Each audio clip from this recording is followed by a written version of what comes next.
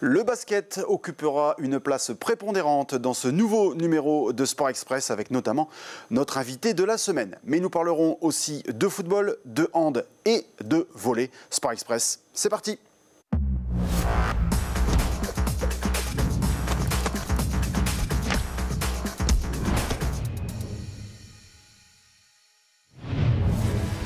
Bonjour à toutes et à tous, ravi de vous retrouver une fois de plus sur ILTV pour un nouveau numéro de Sport Express. Avant d'accueillir notre invité, Stéphane Lalard, le nouveau coach de l'équipe de basket de Dourges, nous allons parler de ballon rond avec les résultats du 4e tour de la Coupe de France. 4 qualifiés sur 7, c'est le très bon bilan des clubs de l'agglomération Hénin-Carvin. Qualification logique de Wany et de Montigny, clubs de Régional 3, qui se sont donc qualifiés face à des équipes hiérarchiquement inférieures. Qualification aussi pour Courcelles face à un autre pensionnaire de Régional 3. Mais l'exploit de ce dimanche est venu du stade de l'Abre puisque l'Olympique héninois a fait tomber Béthune au tir au but. Les joueurs de Rénal de Sergent ont tenu en respect les pensionnaires de R1 et ont fait chavirer le stade de l'Abre. Un autre stade héninois a frôlé un exploit encore plus grand face au CS Avion, évoluant 5 divisions au-dessus des stadistes. Mais cette fois-ci, l'épreuve des tirs au but a été fatale aux joueurs de Pascal Pelletier. Et élimination également de Le Forêt et de Rouvroy, clubs de district face à des clubs de Ligue. Et puis ce dimanche, on disputait également la Coupe de France féminine. C'était le 2e tour. Qualification sans souci pour Hénin-Beaumont sur la pelouse de Neuville-Saint-Rémy. En revanche, Rouvroy est éliminé par Mazingarbe sur un score de forfait. Dimanche prochain, les coupes feront de nouveau relâche et le championnat sera d'actualité pour toutes et tous. On ouvre à présent une large page consacrée au basket et à l'ABC Dourges. Un club qui a connu la saison passée une brillante montée. Et à l'intersaison, Dourges a changé de coach. Stéphane Lalard est arrivé pas moins de 3 jours avant la reprise de l'entraînement. Nous avons le plaisir de l'accueillir sur ce plateau.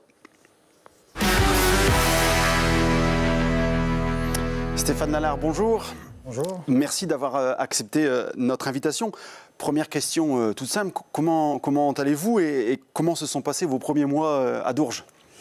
Bon alors personnellement je vais très bien, toujours un peu fatigué, mais bon on récupère dans la semaine, notamment là du déplacement. Les premières semaines à Dourges, somme toute assez bien. C'est vrai que par rapport à d'autres débuts de saison, d'autres saisons, là, la différence, c'est qu'il a fallu apprendre à découvrir les gars, à mettre en place les choses assez rapidement. Et donc un peu de fatigue aussi accumulée durant cette période-là, mais bon, sinon assez bien. Le groupe est sympa et on n'a plus qu'à bosser. Très bien. Alors on reviendra dans quelques instants plus en détail sur le début de saison de l'équipe en National 2. Mais avant cela, on va revenir sur votre parcours. D'abord, on va apprendre à vous connaître. Tout d'abord, pourquoi le basket et quel fut votre itinéraire de joueur? Alors le basket, c'est un peu comme Obélix, hein. Je suis tombé dedans tout petit, à l'âge de 5 ans. Mes parents étant mon père pompier et ma mère travaillant, on était souvent chez les grands-parents et en face il y avait la salle de basket. Mon grand-père était un ardent supporter et aimait vraiment ce sport, il en avait fait et donc j'étais tous les jours à la salle et très vite j'ai eu le syndrome du basketteur. J'ai évolué jusqu'au cadet en championnat de France à la Jeune Garde de Tourcoing. Je fais le tournoi international, les premiers tournois internationaux, etc. Donc à un niveau intéressant, jeune. Il s'est passé qu'à l'âge de 19 ans, c'était ma deuxième année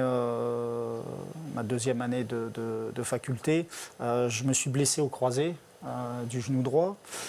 Et donc là, j'ai eu forcément un an sans sport. Forcément.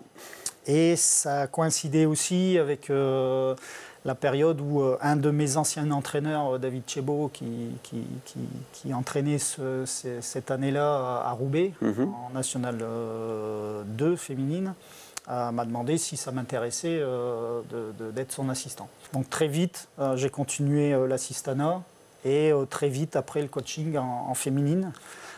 J'ai commencé seul en National 3 à Armentières.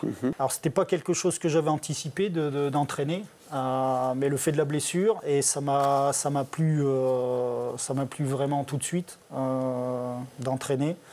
Je le disais en introduction, donc, votre arrivée à Dourges se conclut quelques 3 jours avant la reprise de l'entraînement. Mais ça a failli se faire quelques semaines plus tôt, puisque vous aviez été contacté par le directeur sportif David Dacosta pour entraîner Dourges après Tourcoing. Ça ne s'est pas fait. Et qu'est-ce qui vous a changé? Qu'est-ce qui vous a fait changer d'avis entre juin et août? Après, en fait, après la saison de Cambrai, où j'étais fort fatigué, on a enchaîné avec Tourcoing sur le recrutement, etc. Bon, ce sont des clubs aussi qui ont des moyens limités dans le recrutement, etc. Donc on a très bien travaillé avec la présidente, les joueurs, même y ont participé.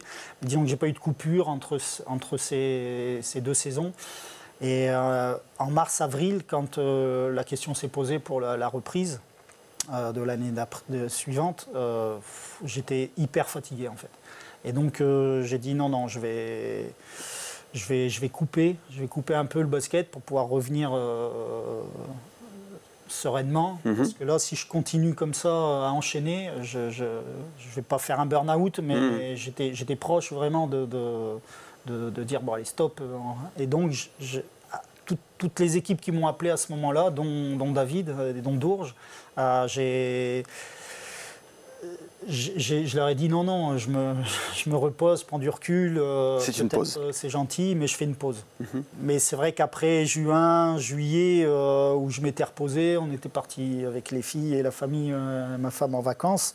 Bon, j'étais tout frais, tout neuf déjà. Et le démon, vous avez déjà repris. Bah voilà, puis j'avais pas fait de recrutement. Enfin, j'avais rien fait du tout pendant ces mois-là, 2 mois et demi. Et quand David m'a rappelé en m'expliquant la situation du club de Dourges, que la coach qui avait d'abord dit oui, finalement se rétracte. Qui s'était rétracté. Bon, il m'a expliqué un peu le club, l'équipe. Donc ma décision n'a pas été très longue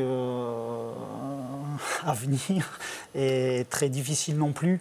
Parce que oui, on avait joué 2 fois Dourges et c'est vrai qu'il y avait un gros delta entre la N2 et Tourcoing et Dourges, les 2 fois on les a joués. Mais bon, en me parlant du recrutement, etc., c'était un nouveau challenge pour moi et quelque chose que j'aime bien relever. Voilà. Vous arrivez donc à Dourges début août avec votre assistant Marc-Antoine Vérini. Est-ce que cette paire fonctionne depuis longtemps et comment elle fonctionne? Alors, la paire, elle fonctionne depuis 2012, même avant, parce que je l'avais recruté pour le club d'Armentières, pour prendre l'équipe réserve. Et donc oui, ça fait très longtemps. Marc-Antoine, bon, je l'appelle Marco, c'est vraiment un ami, c'est quelqu'un qui est très proche de la famille et de moi en particulier. Donc ça fonctionne très bien parce que Marco, il m'aide beaucoup à modéliser les choses, à me donner l'essentiel des choses. Parce que quelquefois, je peux rester dans le général et m'éparpiller un peu dans tout ce qui noie votre discours pratique et autour de la pratique. Et pour ça, il est très précieux. Il parle couramment 3 langues, donc ça c'est aussi très précieux pour moi parce que je ne maîtrise pas couramment ni l'anglais ni d'autres langues. Et donc sur le terrain, à nos niveaux, c'est très intéressant d'avoir quelqu'un de loyal sur qui on peut compter et qui retranscrit exactement ce qu'on demande aux joueurs. Et je pense que voilà, on a 2 caractères assez différents et qui se complètent très bien. Je pense que c'est pour ça que ça fonctionne entre nous et que ça perdure. Très bien. Alors avant d'aller plus loin dans cet entretien, je vous propose de découvrir les nouveaux visages de l'équipe dourgeoise qui relève donc cette saison le défi historique de la Nationale 2. Nous sommes allés à votre rencontre la semaine passée, quelques jours avant le match contre Jeuf. On regarde le reportage et on en reparle juste après. À la salle Briquet, l'intersaison a été riche en nouveautés. Revêtement de sol flambant neuf, mais surtout nouveau coach et nouvel effectif pour appréhender au mieux cette saison historique en National 2. Il faut donc aujourd'hui digérer et intégrer tous ces changements.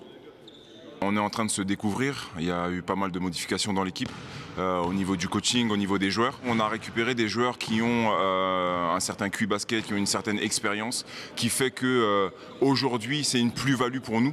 L'ABCD a vu partir cet été Jimmy Rokiki, Mathieu Marnette, Hugo Delaval et Simon Creteau. 4 départs compensés par 4 arrivées, au premier rang desquels Thomas Cessi Diop, 31 ans. L'ailier formé au Mans a connu la Pro B et arrive pour faire partager son expérience. J'ai découvert un club qui est en train de se structurer, qui veut aller vers le semi-professionnel, même si la N3 c'était déjà un bon niveau. Nommé d'entrée vice-capitaine de l'équipe, l'ancien joueur de Vichy-Clermont ne ménage pas ses efforts en matière de communication dans cette période de rodage. Je suis quelqu'un de très vocal, donc que ce soit en attaque ou en défense, remobiliser les gars, essayer de les corriger et surtout être le relais du coach. Avec tous les changements qu'il y a eu, que ce soit le coach, que ce soit les joueurs, on n'a pas du retard, mais il faut nous laisser le temps de construire notre jeu, notre identité. Au niveau de l'Amen, Étienne Joumard est arrivé de Liévin pour faire valoir son expérience de la Nationale 2. L'attaque dourgeoise a accueilli la fine gâchette Florian Ramseyer, 19 points de moyenne en N2 l'an passé, mais surtout 29 points en N3 il y a 2 ans à Amiens. La dernière recrue arrive de Lituanie en la personne de Devidas Sabekis. L'ailier d'1,95 m et de 31 ans s'exprime en anglais et peaufine son intégration dans ce groupe avide de découvertes. En tant que capitaine, mon rôle, ce que je veux véhiculer le plus, c'est qu'on puisse être le plus unis et soudés possible. À l'heure actuelle, on y travaille encore. C'est vrai que c'est pas encore évident. Là, aujourd'hui, on a besoin de trouver de la cohésion. La cohésion, que ce soit en attaque, en défense. Plus apprendre à se connaître sur le terrain, les qualités, les défauts.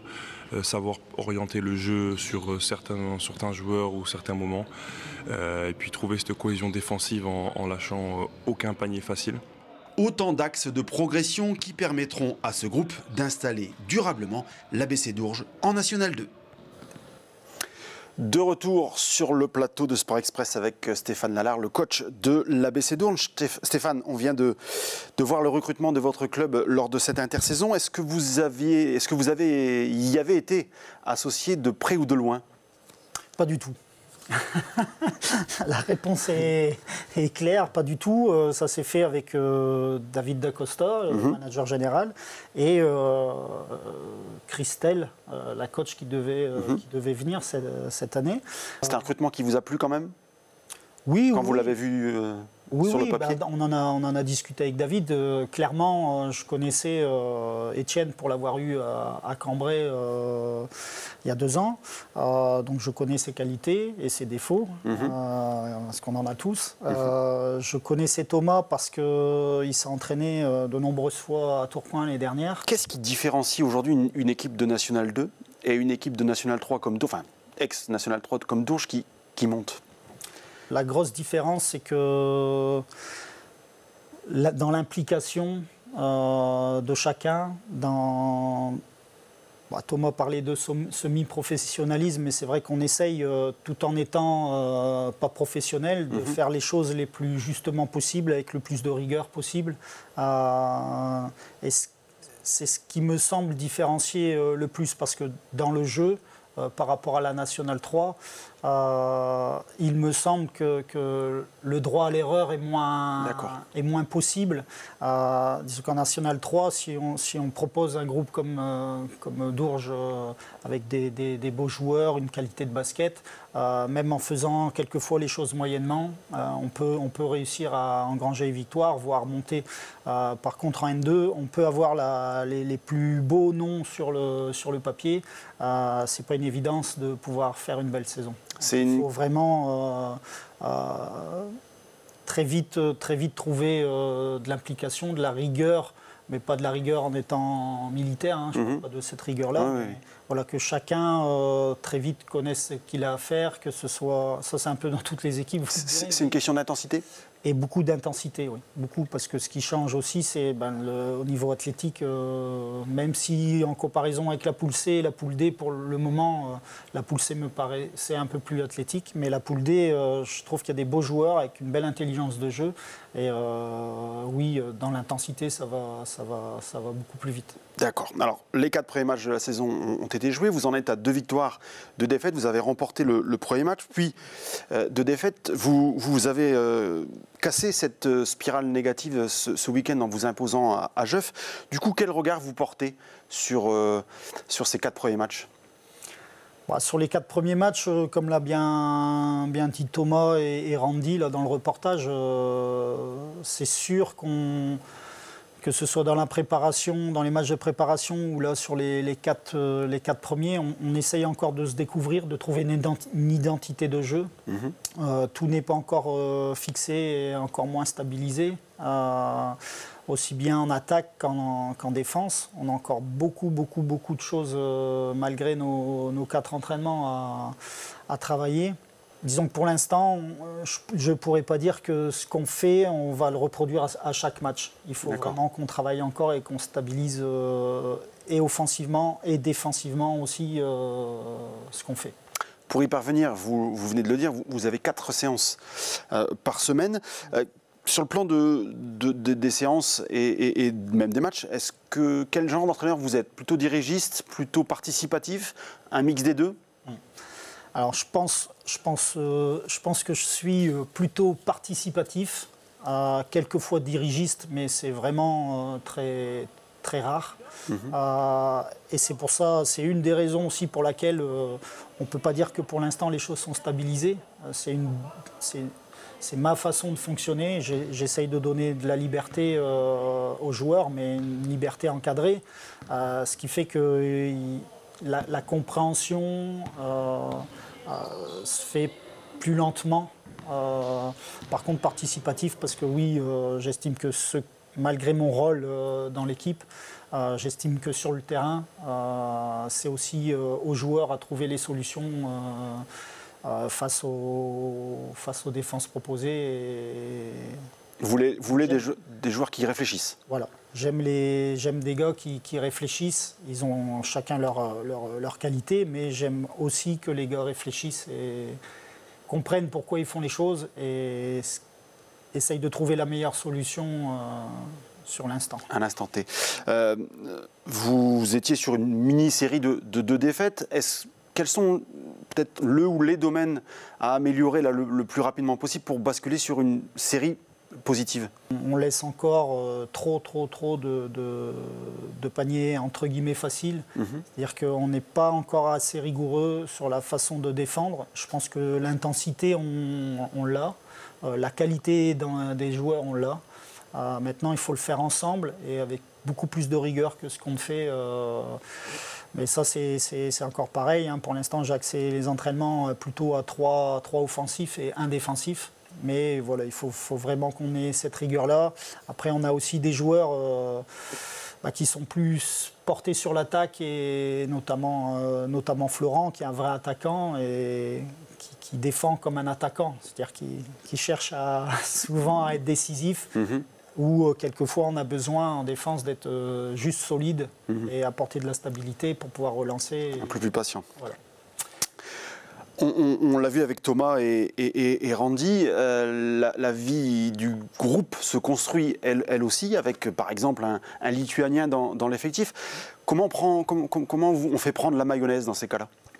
À ces niveaux-là, ils ont l'habitude d'intégrer, voire de changer régulièrement 2-3 partenaires de jeu. Donc ça se fait assez vite. Non, il faut surtout être attentif par rapport à Davidas, parce que c'est notre seul étranger dans l'équipe, à bien l'accompagner dans sa vie de tous les jours et au basket. C'est-à-dire qu'il y a des moments pour lui, il faut s'imaginer qu'il est dans un autre pays, sans connaissance, sans amis, sans sa famille. Et donc il faut être assez proche et pas l'oublier dans les moments basket forcément parce qu'il est là pour ça, mais aussi extra basket parce que c'est quelque chose dans l'équilibre d'une personne qui reste important. D'accord, ça ce recrutement d'un joueur lituanien qui joue en Division 2 l'année dernière en Lituanie, ça prouve aussi que le club a changé de statut. Quel regard vous portez, vous, sur le développement de l'ABC d'Ourges ? Sur le développement, c'est plutôt positif. Pour un club qui vient de monter, d'N3, d'avoir réussi à ce recrutement, d'avoir réussi à se semi-professionnaliser aussi rapidement, que ce se soit fait pendant l'intersaison. Je tire mon chapeau quand même aux dirigeants et aux personnes qui ont aidé tout ça possible. Après, bien sûr, la mairie également, parce que même si la salle, pour moi, n'est pas encore adaptée au niveau de la Nationale 2, malgré tout, il y a des conditions comme le parquet, etc., qui a été refait. Et donc, pour une ville comme Dourges, je pense que c'est déjà un investissement qui est remarquable. Vous parliez de salle, la future salle briquet est en construction, elle sera livrée l'année prochaine. Est-ce que c'est l'élément prépondérant dans le développement futur du club ? Oui, c'est un des éléments prépondérants parce que on a déjà une bonne base de supporters. J'espère qu'au fur et à mesure, on va pouvoir fidéliser encore plus de monde, mais d'accueillir aussi les personnes qui se sentent bien pour venir. C'est très important pour l'ensemble du club, voir des partenaires, etc., qui est un outil autour du jeu qui puisse être présent, et c'est une bonne chose que la mairie ait décidé de pouvoir le faire. Encore un peu de patience pour le groupe. Ouais, c'est ça. On espère que cette salle accompagnera la suite du club et le maintien du club en National 2. Stéphane, merci beaucoup d'avoir été sur ce plateau. Merci d'avoir répondu à toutes nos questions. Et puis on vous souhaite bon vent pour cette saison. Merci, c'était avec plaisir. Nous aussi, plaisir partagé.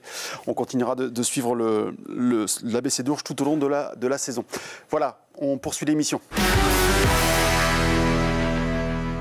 On poursuit ce magazine avec la suite de nos panneaux sportifs, mais nous retrouvons le basket avec la Régionale 2 féminine. Reléguée l'an passé, Carvin repart donc en reconquête et s'impose au bout du suspense contre Saint-Saulve, 67-66. Le premier déplacement de l'ASOBC est prévu le week-end prochain à Aulnoy-Valenciennes. Autre équipe reléguée la saison passée, les garçons d'Hénin-Beaumont, qui démarraient également un nouveau cycle en Régionale 2. Ce samedi, le SHB s'est imposé 82-70 contre Neuville-en-Ferrin. Prochain rendez-vous pour les hommes de Bernard Nascret, ce sera à Waterloo.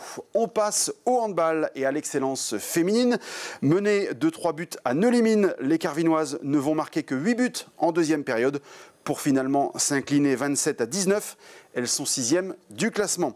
Chez les messieurs de pré-national, c'est dans le second acte que l'ASHB fait la différence avec une défense de fer. Et puis Thomas Cuvillon a inscrit 11 buts pour le leader carvinois. Enfin, en division d'honneur, l'Ibercourt s'est fait renverser par la réserve de Marc en Barreul.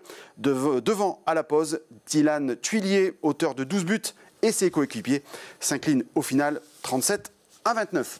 On termine par la deuxième journée d'élite en volleyball. Arnes était de nouveau en déplacement et après une défaite encourageante en Avignon, le HVB revient de Belin avec une victoire maîtrisée 3-7-1. Voilà, ce numéro de Sport Express touche à sa fin. Je vous remercie de l'avoir suivi et je vous donne rendez-vous la semaine prochaine. À très vite.